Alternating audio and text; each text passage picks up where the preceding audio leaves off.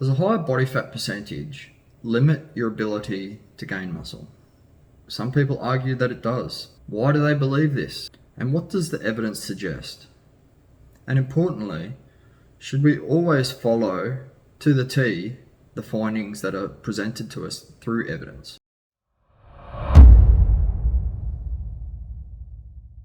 It's amazing some of the conversations that turn up when you're in the sauna at the gym. I don't know about you, but I love a sauna post-gym. I was talking to a gentleman who told me exactly what I presented earlier.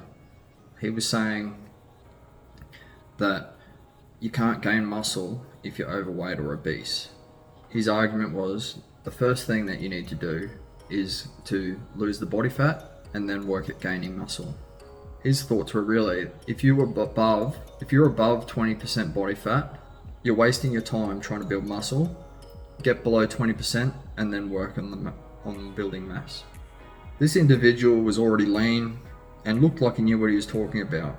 I wanted to see what was represented in the evidence and where his thoughts may have come from, and if there was any truth to it actually. So what did I find? It turns out this theory is based on the idea that if you've got too much body fat, your muscles will become less responsive to insulin. This theory suggests that nutrients will then be diverted away from the muscle, impacting the ability for it to grow.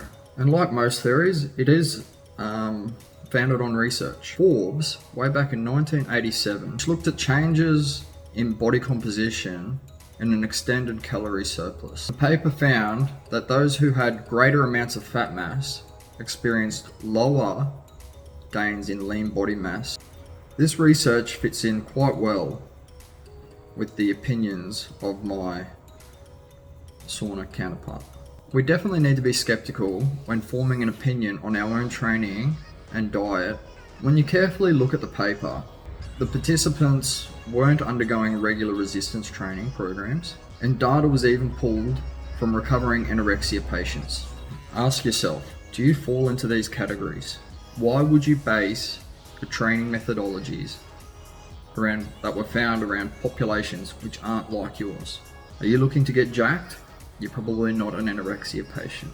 There are times, and look, I appreciate like literature has its place, but there are times when it needs to be looked at more practically. Take two realistic examples, the strongman and the bodybuilder. Based on the above theory, the bodybuilder will be at their peak anabolic phase when they're at their leanest. However, ask any bodybuilder when they're ready for stage how they feel.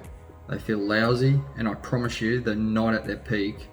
In contrast, the strongman, these guys have exceptional amounts of lean body mass, okay? It may be covered with a lot of fat, but I promise you, you don't lift 500 kilos off the ground without having a lot of muscle. Both of these situations are in contrast to the theory that you need to be lean to build muscle mass. So what do I believe? Obviously, weight gain is in a different kettle of fish to lean muscle mass gain. But rather than the amount of muscle mass you're gaining being related to body fat, it's more related to how you're training and what you're eating, making sure you're getting enough protein, getting enough sleep, having adequate recovery. Those things far outweigh any influence your body fat percentage plays.